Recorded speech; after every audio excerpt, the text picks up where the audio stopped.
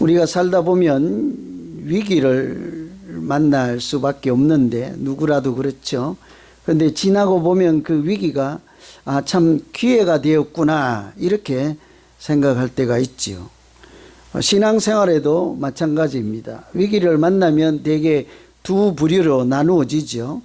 좀 어려운 일이 있으면 교회를 떠나는, 하나님을 떠나는 그런 부류가 있고, 또 다른 한 그룹은 위기를 잘 살려서 오히려 믿음이 더 단단해지고 성장하는 그런 분들이 있죠. 이런 분들은, 성장하는 분들은 그 위기를 오히려 기회로 잘 활용하는 사람들이지 않겠습니까? 그래서 사람들이 말하기를 기도를 배울 사람은 바다로 가라 그렇게 이야기들 합니다. 왜 바다로 가야 할까요? 망망대해에 가서 무슨 사고가 일이 있으면 불러도 뭐 어디 들립니까? 그 수평선밖에 보이지 않고 뭐 하나 배가 난파돼도 뭐 붙잡을 데가 뭐 어디 있습니까? 아무도 없잖아요. 사람도 없고 의지할 데도 없고 물하고 하늘밖에 없잖아요. 중간에 공기 있고. 그러니 그곳에 폭풍을 만나게 되면 바다 한가운데 있는 사람은 누구라도 자기도 모르게 눈을 들어 하늘을 보며 기도할 수밖에 없게 된다. 그래서 기도를 배우려면 바다로 가라 그런 이야기를 합니다. 옛날 같으면 소나무 뿌리를 흔들어야 되니까 산으로 가라 하는데, 그죠? 이게 우리가 믿음에 이렇게 꼭 뭐 바다라고 하는 것이 이제 신앙이 성장하고 이렇게 좀 더 나아지려면 위기도 기회로 잘 쓰라 이런 얘기이지 않겠습니까? 실제로 시편 130편에 보면 여호와여 내가 깊은 데서 주께 부르짖었나이다. 주여 내 소리를 들으시며 나의 간구하는 소리에 귀를 기울이소서 그랬잖아요. 이분이 어디서 기도한다고 합니까? 깊은 데서라고 해요. 깊은 데서. 혹시 에어컨 켜져 있나요? 어르신들 기침하니까 꺼지지요. 체온이 조금만 내려가도 다르거든요. 포초 쓰시는 분은 어디 갔습니까? 네, 가운데로 하시면 됩니다. 가운데로. 예, 잠깐만 내려가도 하죠. 이 시편 130편에서 이 시편 기자가 언제 기도했대요? 내가 깊은 데서 부르짖었나이다. 뭐 땅속 깊이 내려갔다는 얘기가 아니라 깊은 데서 부르짖었다는 것은 자기가 바다 폭풍 한가운데 있을 때처럼 절망적일 때, 어디 기댈 데도 없고 어디 가도 인생의 답을 찾을 수 없을 때 기도했다는 이야기지 않습니까? 우리가 잘 아는 요나서 있잖아요. 요나 선지자. 하나님 말씀대로 이렇게 하기 싫어서 이렇게 니느웨에 가서 복음을 전하라 했는데 그거 하기 싫으니까 반대 방향으로 도망을 가잖아요. 배 타고 다시스로 도망을 가는데 그 배를 타고 가면서도 기도하지 않죠. 그냥 쿨쿨 잠만 자잖아요. 이 요나 선지자가 언제 기도하기 시작합니까? 깊은 데에 빠졌을 때요. 바다에 집어 던져갖고 물에 빠졌을 때. 그것도 안 되고 또 물고기 뱃속에 들어갔을 때 이중으로 깊은 데죠. 그제서야 기도하기 시작하잖아요. 우리도 마찬가지입니다. 평소에 기도하지 못하는 분들도 어려운 일 당하면 하나님을 떠나거나 뭐 절망하고 주저앉아 있을 것이 아니라 그때가 기도해야 하는 때인 줄로 믿습니다. 오늘 왜 그래야 되는지를 우리가 잘 살펴봐야 되겠죠. 그래서 기도는 절망이라는 현실로부터 도피하는 것이 아니라 절망을 안고 하나님께로 가는 것이라 이렇게 얘기들을 해요. 잘 이해됐어요? 이 한 절만 잘 알아도 우리가 기도하게 되겠죠. 우리는 무슨 일이 당하면 그거 피하고 싶고 그냥 없애고 싶고 평안하고 싶지만 정말 기도라고 하는 것은 그거 가지고 하나님께 가는 것이다 이런 거죠. 그 위기를 만나면 지금은 하나님께 가야 하는 때이구나 이런 신호가 될 수 있다는 말씀이지요. 요즘 여러분 어떠십니까? 뭐 웃을 일도 별로 없고 어렵죠, 그죠? 관세도 있고 뭐 이렇게 아이스인가 뭐도 있고 뭐 주변에 이렇게 변수들이 많잖아요. 그럴수록 우리가 어떤 어려움이 있더라도 오히려 기도함으로 비 온 뒤에 땅이 단단해지는 것처럼 위기에 넘어지지 않고 오히려 성장하고 단단해지는 그런 믿음 생활이 되기를 간절히 기원합니다. 어려울 때일수록 기도해야 한다는 거죠. 왜냐하면 오늘 말씀에 보면 다니엘이 환상을 보고 두려워하여 자기 힘이 다 빠졌다 그러죠. 그때 하나님이 그의 기도를 들으시고 용기를 주고 다시 일으켜 세워주셨다 하는 말씀이죠. 우리도 마찬가지죠. 다니엘뿐만 아니라 우리가 어려울 때도 기도하면 이렇게 하시겠구나 하는 것을 얼마든지 짐작할 수 있는 말씀입니다.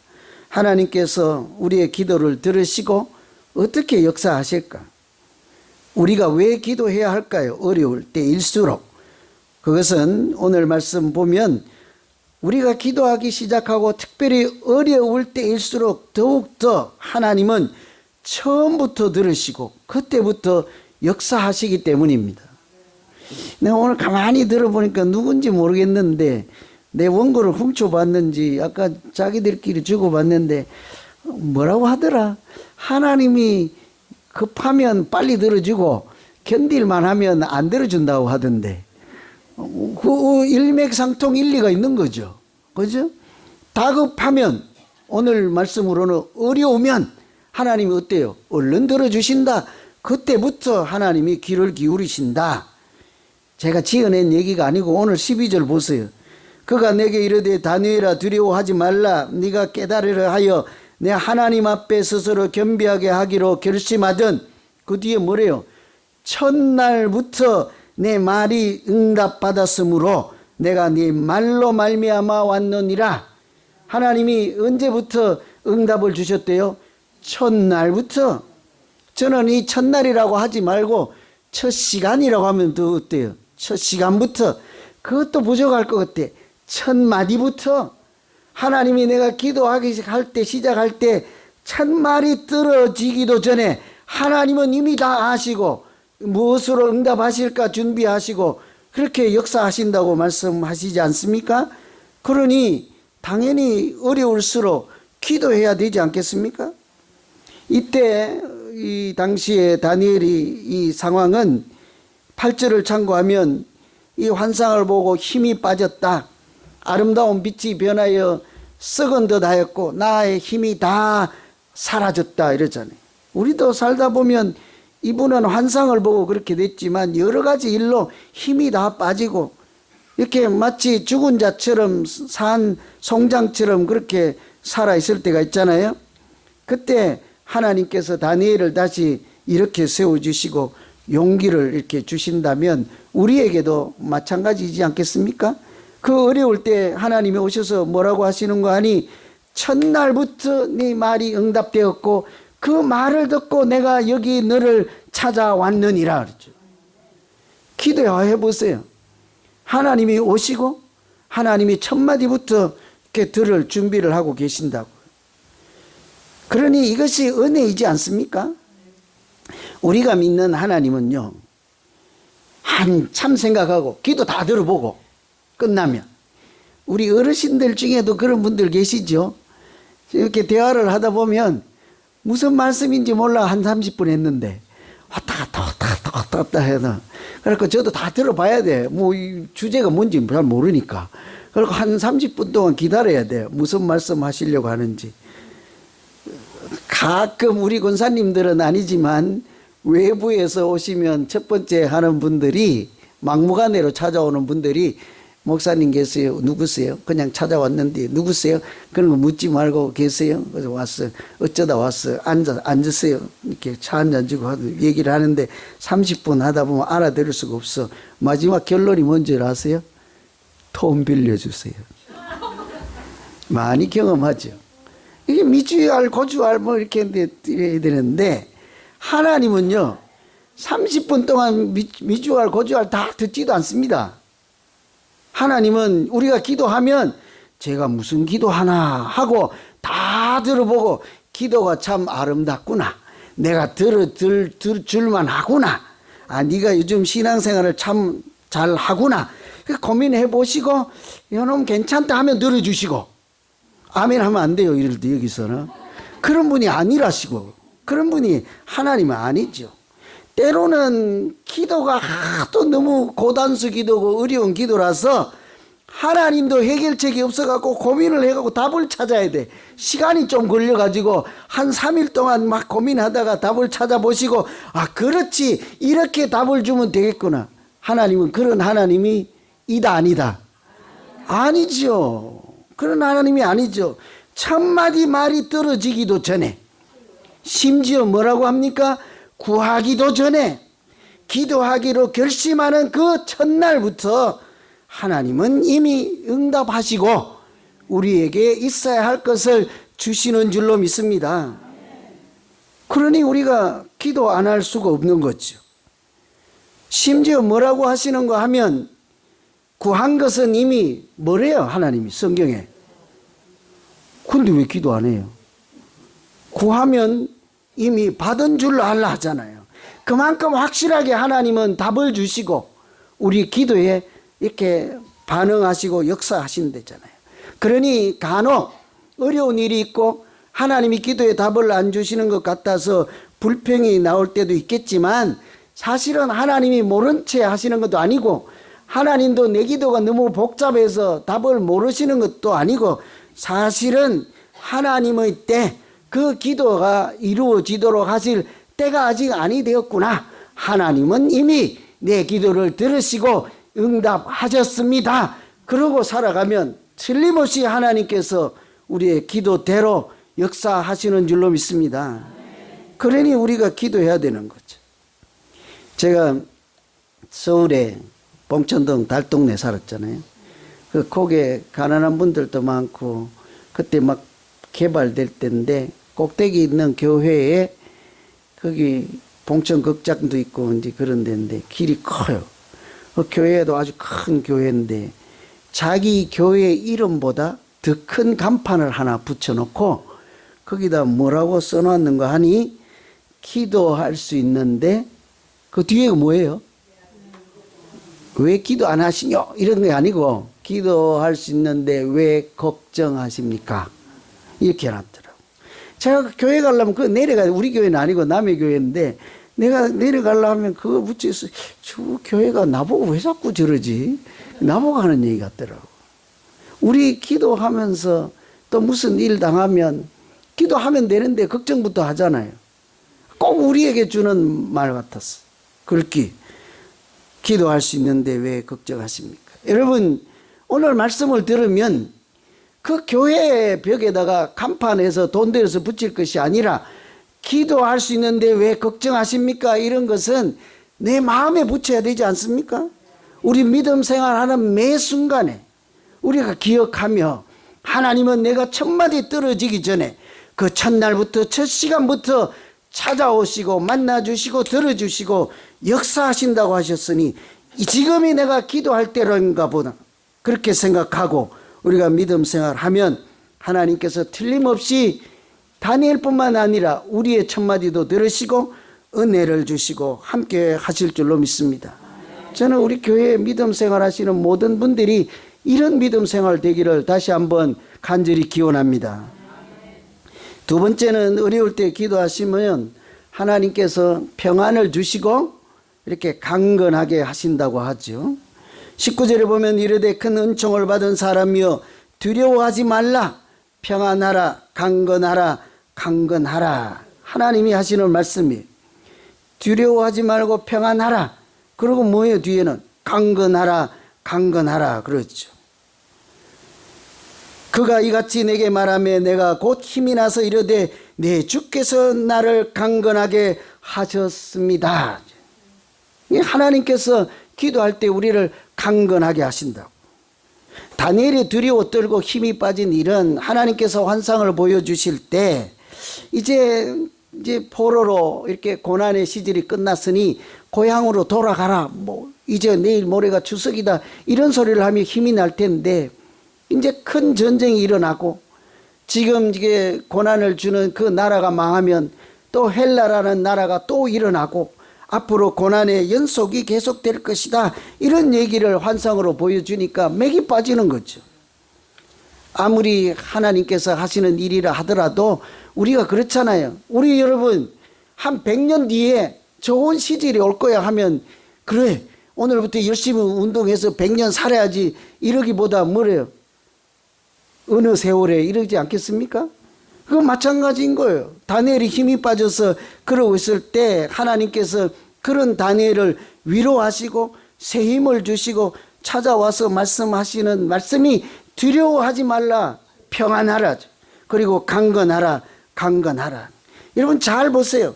강건하라 평안하라가 아니고 평안하라 두 번 강건하라 강건하라 했잖아요.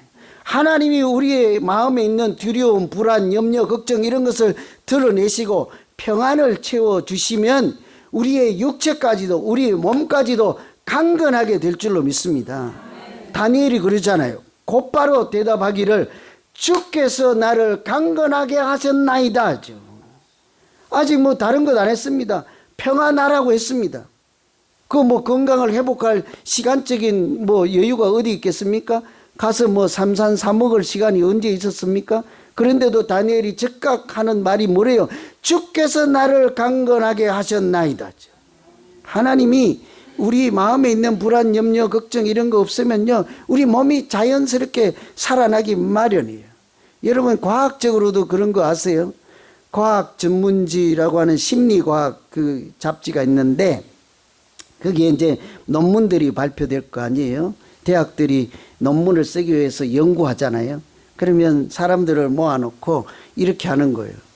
자기에게 상처를 준 사람들을 생각하면서 증오심을 이렇게 느끼게 하고 증오심을 가지게 하는데 시간을 재요. 16초 동안이라고 기록이 되어 있는데 16초 동안 증오심을 가지고 분개를 하고 이렇게 막 하라는데 그리고는 조금 있다가는 반대로 용서하는 마음을 가지고 똑같은 시간 동안 16초 동안 그렇게 유지하고 있으라고 이렇게 의도적으로 그렇게 하는 거잖아요. 그런데도 어떤 일이 벌어지는 거 하니 자기의 혈압이 달라지, 맥박이 달라지, 건강이 달라진다고. 누가 건강해지겠습니까? 오늘 한번 해보실래요?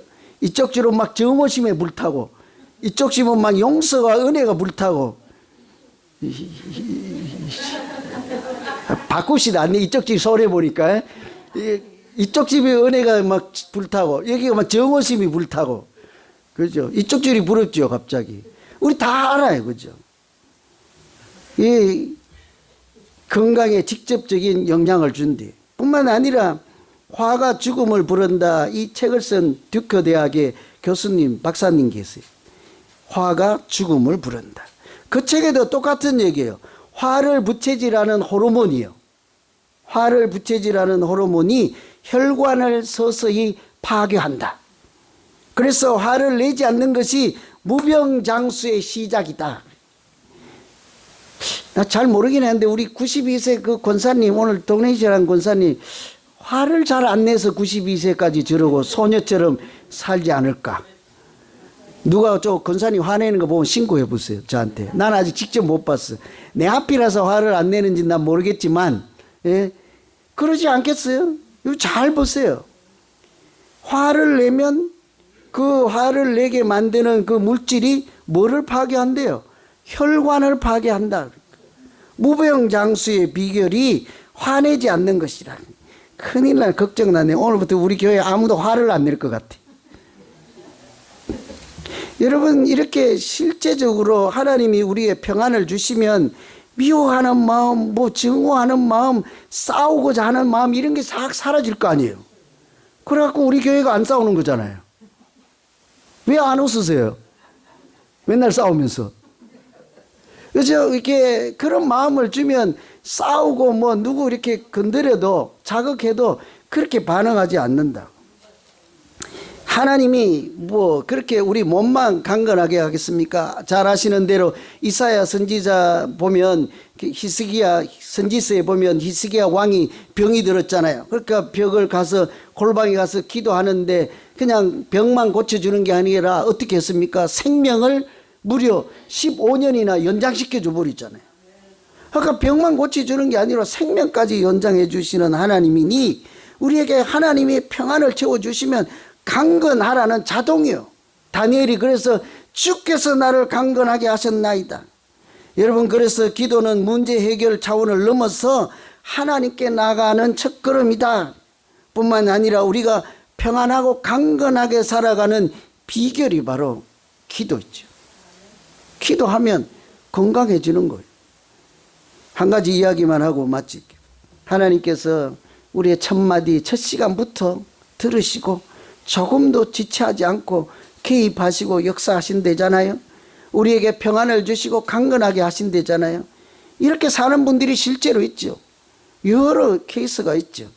제가 오늘 소개해드릴 분은 여러분 잘 아시는 대로 이분은 기도로 사는 분이잖아요. 조지 밀러 목사님이라고 고아원 운영했던 분.